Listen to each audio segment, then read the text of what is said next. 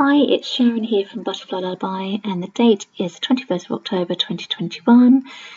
And today I want to talk about a kindness qualification. I did delete my previous video because it's too complicated, and I think that most people won't be able to grasp half of the stuff that I'm talking about.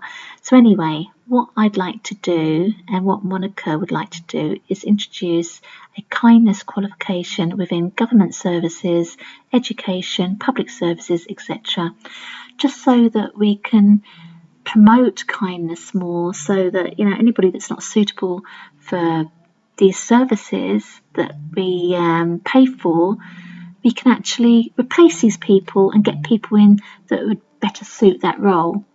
That's fair, isn't it? I think that's fair. I mean, if we were in any other job, that's what would be happening.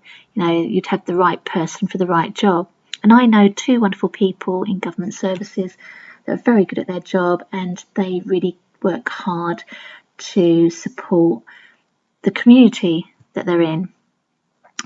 So anyway, Monica is from London Mums magazine, and I used to write for London Mums magazine years ago doing art and craft articles. Took her son out of an excellent school and placed him into a good school because she was concerned about her son's mental health and how it was affecting him, because academia can be very, very bullying, expecting far too much out of children. They forget that they're children, and that's quite sad. So anyway, I'm going to add her blog, which talks about the experience she went through and her thoughts on education here in the UK. It's a really excellent read. I'd really recommend parents reading this. And also, we wrote to Prince Harry hoping that he'd support this kindness qualification, because we believe he's dyslexic, and I believe his mother, Diana, Princess Diana, was dyslexic. She struggled with the school system, and she went through some bullying, didn't she? She had such a horrific life when it comes to bullying. It was sad, because what a wonderful, kind person she was. And I know that if I'd have written to Princess Diana with this, she would say yes, because she loved children so much, and she would just do anything for anybody. And she's greatly missed. She was such a kind person, and somebody that would really be able to promote something like this. The scariest thing for me is that I came across a lottery magazine in the children's reading section where it had a prostitute on the front cover near the children's reading section. And then I thought, what the heck is this? So I looked at it, I read the article, and it basically promoted high wages and less hours.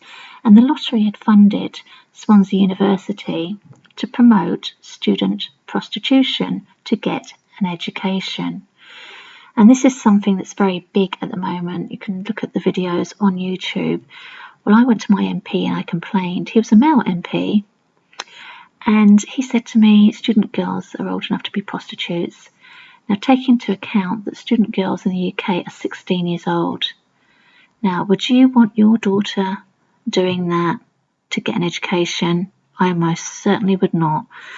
So this is where it's going to. This is where it's going with, all this rights here, rights there. But there aren't any rights. Basically, they're taking away our rights by making children and women into just objects that can be used and abused, and that's wrong. So unisex toilets, for example, that proves 100% how much children and women are not respected in the UK, because nobody in their right mind would put them in such serious danger. I know lots of wonderful, kind men, but unfortunately I've met some really bad ones as well, and I would not want to meet one of those in the toilet. That's for sure. And I know a lot of women that think the same. So, we need to talk about this. Please let me know what you think about unisex toilets. I'd love to hear from you. And, what do you think about education and government services as a whole? Please do give me some feedback, because I just like to know what you think. So I'll speak to you all soon. Take care, and I hope this video wasn't too long for you. Have a wonderful week. I know I will. And I look forward to reading your comments. Thank you. Bye-bye.